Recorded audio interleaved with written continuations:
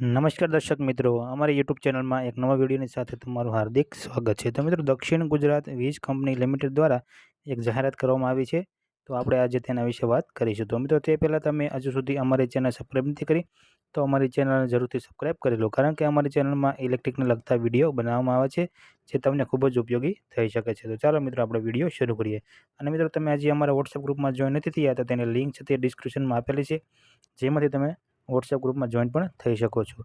તો મિત્રો, ચાલો વિડીયો શરૂ કરીએ. તો મિત્રો, આજથી જણાવવાનું કે દક્ષિણ ગુજરાત વીજ કંપની લિમિટેડ સુરત ગ્રામ્ય વર્તુળ કચેરીની બારડોલી, કડોદરા, કીમ, સુરત ગ્રામ્ય અને વ્યાસ વિભાગીય કચેરીઓમાં એપ્રેન્ટિસ લાઇનમેનની નવી ભરતીની પોલ ક્લાઇમ્બિંગ પરીક્ષાની તારીખ 2/7/2024 અને 3/7/2024ના રોજ રાખવામાં આવેલ હતી, જે અનિવાર્ય સંજોગોને કારણે મુલતવી રાખવામાં આવેલ.